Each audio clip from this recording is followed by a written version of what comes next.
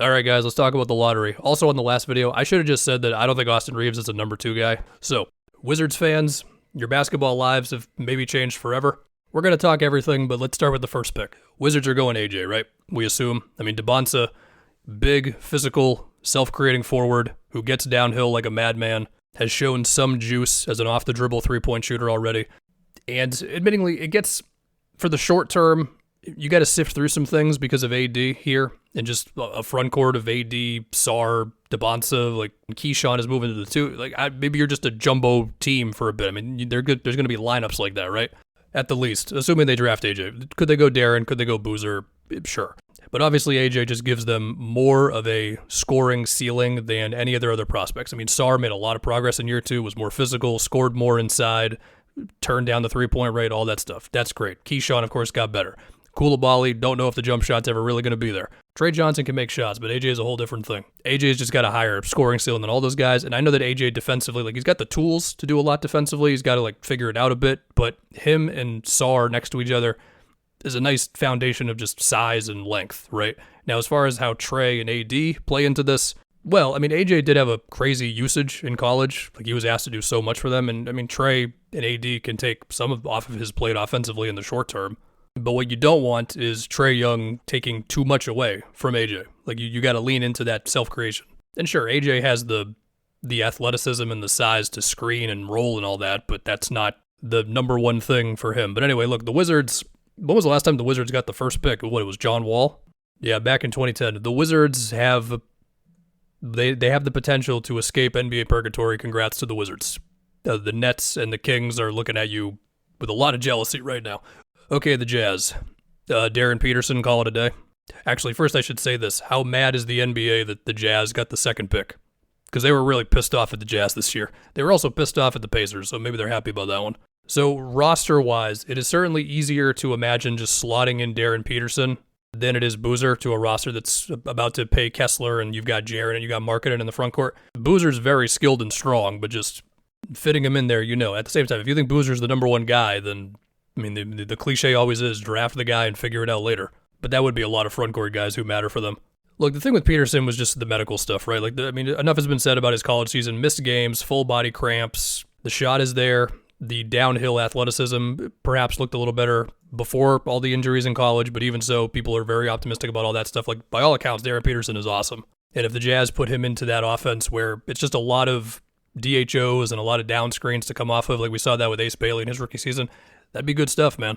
If they wanted to go Boozer, you'd have to get pretty creative with the lineups. Maybe they'll just do it anyway. Maybe the Wizards won't take DeBonsa, but I think they're going to take DeBonsa. I think most people believe that.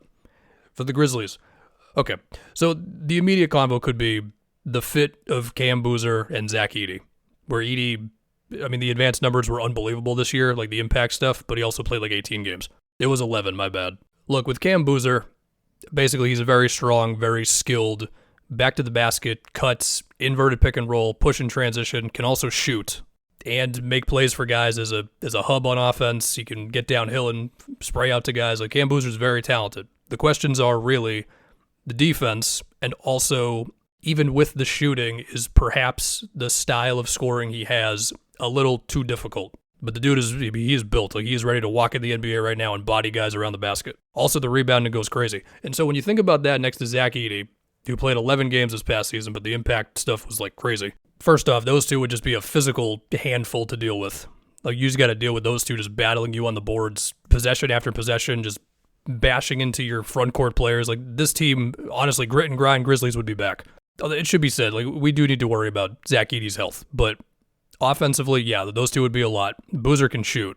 I do wonder a bit on how much the NBA wants him to be a three-point shooter versus how much he wants to be one, even if obviously he can still do it. Boozer would have a lot of really nice passes to Edey, and then defensively, I mean, rim protection-wise, Edey would have Boozer covered.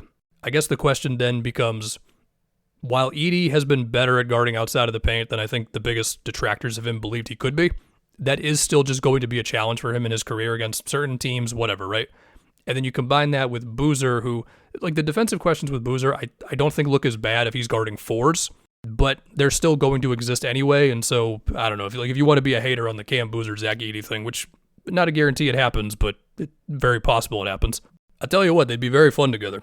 And then the Bulls, feels like Caleb Wilson to the Bulls, right? Athletic wing who can just inject a lot of excitement and fly down floor and get a whole bunch of offensive rebounds, and you could picture some of him screening for Josh Giddey to get downhill as well. There are some questions about Caleb. The three ball has been non-existent up to this point. The physical tools for him on defense are crazy, but the actual defensive IQ is not caught up right now.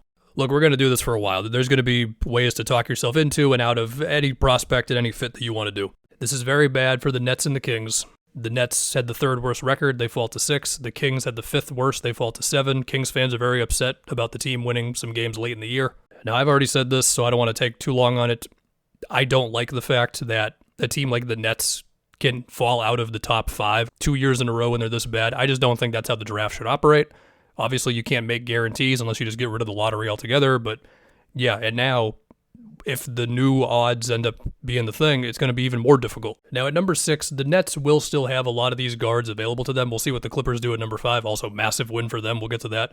The Nets are going to be asking themselves, like, can we build around Darius Acuff defensively, right? I mean, Agor is probably meant to be not a lead guard, but someone who can still handle and run some offense for you. And the shooting is what it was this year. It was very good. And so, like, can Agor be the starting piece of a defense that's big around Darius Acuff? Possibly. Because the pick and roll play with Darius Acuff is very real. As a scorer, lob passer, the whole thing. And then you just got this long list of guards. I mean, Flemings is a speed demon. Mikel's got a crazy high three-point rate. Wagler's a slower pace, crafty type of guard who has real juice as a three-point shooter, which isn't too far away from Agor. Would your offense be led by 2 combo guards? You were just searching for someone to be the centerpiece of the next thing, similar to the Nets, and you fall this low. And do you want Mikel just shooting a crazy amount of threes? There's some decision-making questions with him, but the three-point rate is pretty crazy, and also the passing. And hey, I don't know if Sabonis is going to be here too long, but a Darius Acuff Sabonis 2-man game on offense would be fun. The defense is a whole nother conversation. Good luck, Nets and Kings, on that one. The Pacers, they traded Mathurin, their future unprotected, as well as the 5th pick in the draft this season for Zubats. And, I mean, based on the fact of how bad they were this year, you could also say it's a disaster for the Pacers, but we know next year they're going to be way better. We know that. But even so, in a vacuum, that is too much for Zubats. But if they make the finals next year, then they're probably not going to mind too much, but that is a lot. Man, for the Clippers, I mean, this is a real chance to, if not move on from this era, like if Kawhi's going to come back, I don't know, maybe we'll see, but you can really build something now. I mean, it's unbelievable that just some odd months ago you would have said, well, the Clippers, the future's cooked. Once Kawhi's too old, that's it. And now suddenly, we'll see with Mathurin, but Garland, this 5th pick, where, I mean, it's probably too early to do this, but if you are dead set on Garland as our guy, then, you know, Wagler shows a little bit more of combo guard potential, whereas somebody like an Acuff is more of like, I'm the point guard, and also Garland and Acuff together would be a disaster defensively. So are any draft people watching this and they're just very mad that I'm suggesting somebody for a spot that they shouldn't be in?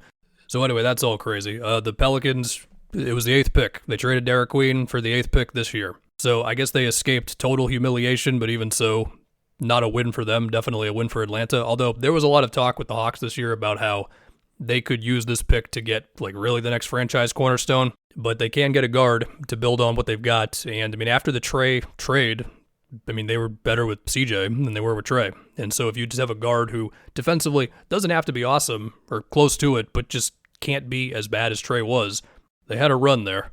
I still like Trae Young, to be fair. I'm not out on Trae Young being able to win basketball games for somebody. A little tougher to get the running mate with Cooper for the next 12 years at number 9, but certainly not impossible. And again, there's a lot of good guards around that range. And from a shooting standpoint, I mean, I don't know if Mikel Brown's going to go that low, but like his shooting with Cooper, like, you know, that makes sense. There are some questions if he takes too many tough threes, but the three-point rate was crazy.